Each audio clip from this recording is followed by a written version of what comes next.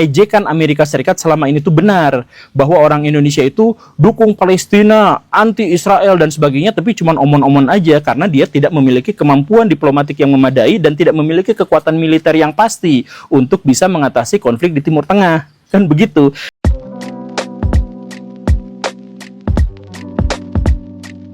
Assalamualaikum, selamat datang kembali di channel ini. Balik lagi dengan saya Luis Prasetyo. Kita akan bahas kali ini soal komentar dari Guru Gembul ya, yang mana mengomentari tentang saudara-saudaranya di Indonesia ini, yang mana mendengar kabar yang membuat mereka shock. Katanya hampir 2 juta orang dari Palestina itu akan dipindahkan ke Indonesia, akan mengungsi ke Indonesia. Nah sekarang pertanyaannya, siapa yang akan menampung, siapa yang akan kasih mereka lapangan pekerjaan, siapa yang akan membuat mereka hidup. Tapi kan memang selama ini mereka terus menerus mendukung itu kan, supaya mereka bisa hidup enak dan lain-lain. Tapi inilah komentar dari Guru Gembul. Tapi sebelumnya saya ajak kita untuk baca dari sebuah berita ya. Ini berita yang bikin mereka shock nih ya.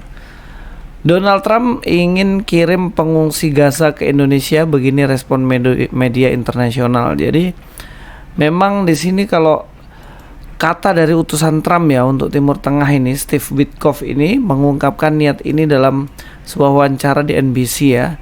Dikatakan bahwa 2 juta penduduk Gaza rencanakan dipindahkan. Nah ini dipindahkan mana? Ke Indonesia. Nah ini relokasi dipandang sebagai dukungan untuk Israel, menyuarakan penolakan dari warga Palestina.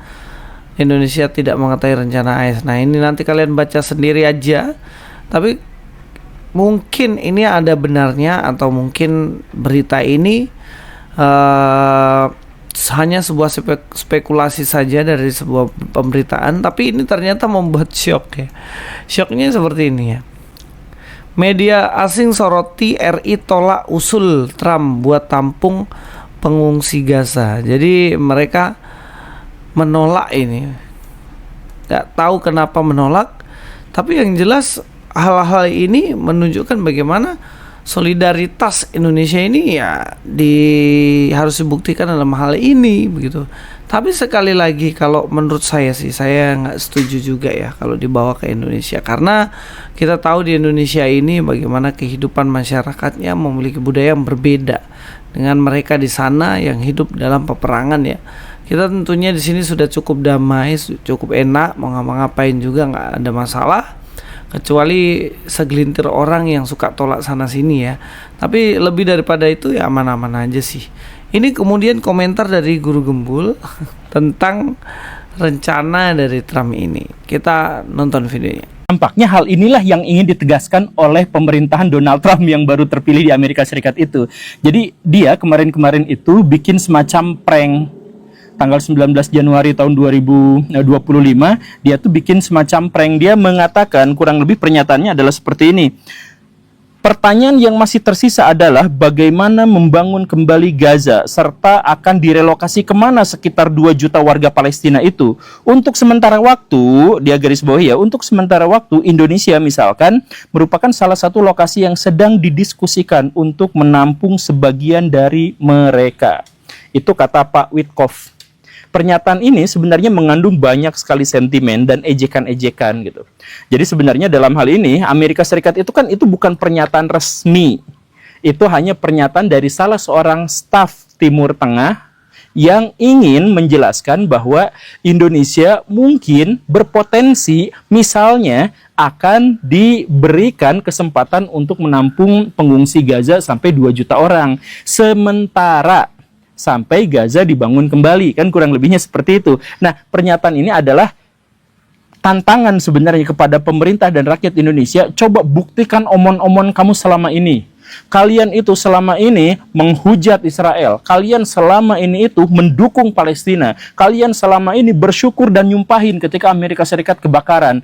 Dan kemarin-kemarin Prabowo Subianto mengatakan akan menampung anak-anak yatim piatu Palestina di Indonesia. Sekarang buktikan itu. Nah makanya dia mengeluarkan pernyataan, misalkan Indonesia adalah salah satu. Jadi kan wajar kalau misalkan Amerika Serikat mengatakan seperti itu, kan wajar untuk menegaskan Indonesia bener nggak sih, atau bohong-bohongan doang, atau kemarin cuma retorika Amerika doang pengen sok jadi pahlawan.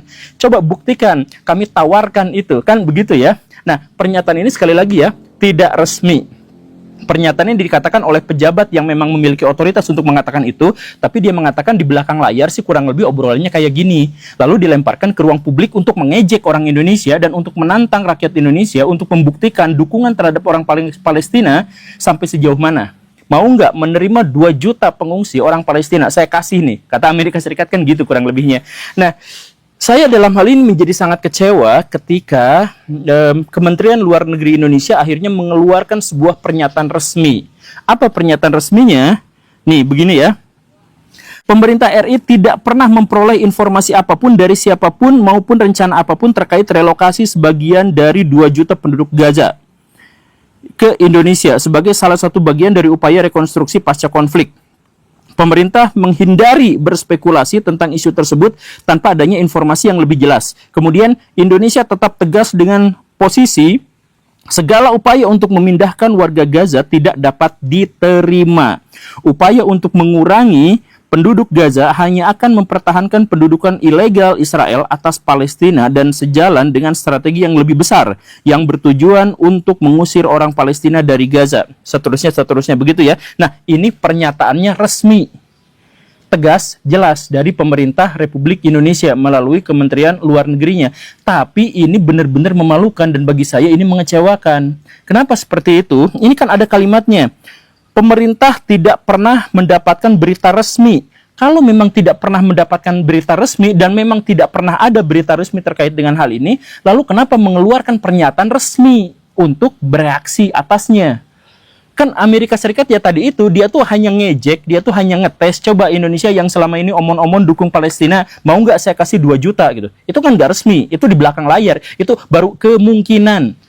Ya, pernyataan itu langsung dibalas dengan pernyataan resmi. Dan selain resmi, pernyataannya tegas. Aneh, ini pemerintah Indonesia menghindari spekulasi soal isu itu.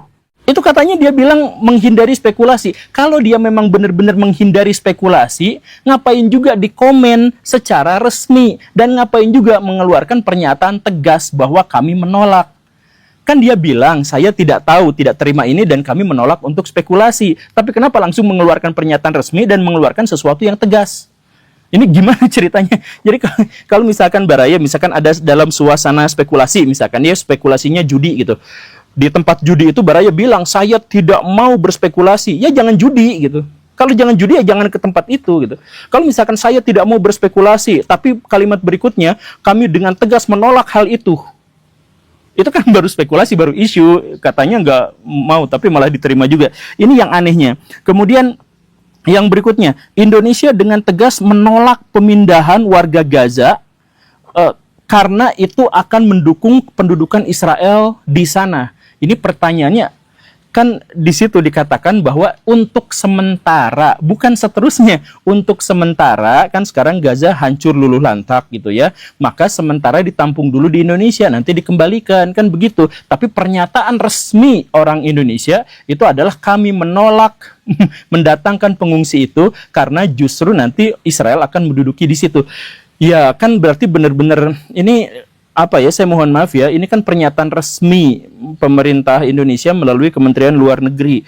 Kok bisa blunder kayak gini? Mereka bilang sementara, tapi Indonesia memahaminya sebagai seterusnya. Itu pernyataan tidak resmi, tapi dibalasnya dengan pernyataan resmi. Kemudian di sana itu hanya spekulasi, hanya kemungkinan. Indonesia mengatakan menolak spekulasi, tapi langsung memberikan jawaban tegas. Artinya apa? Artinya sebenarnya Indonesia nampak sekali ketar-ketirnya, ketakutan kalau memang Indonesia akan mendapatkan 2 juta pengungsi Palestina ke wilayah ini gitu. Saya yakin sih itu sebenarnya di baliknya itu adalah Indonesia ketar-ketir dan ketakutan gitu. Dan ini artinya apa? Membuktikan ejekan Amerika Serikat selama ini itu benar, bahwa orang Indonesia itu dukung Palestina, anti Israel dan sebagainya, tapi cuma omon-omon aja karena dia tidak memiliki kemampuan diplomatik yang memadai dan tidak memiliki kekuatan militer yang pasti untuk bisa mengatasi konflik di Timur Tengah. Kan begitu.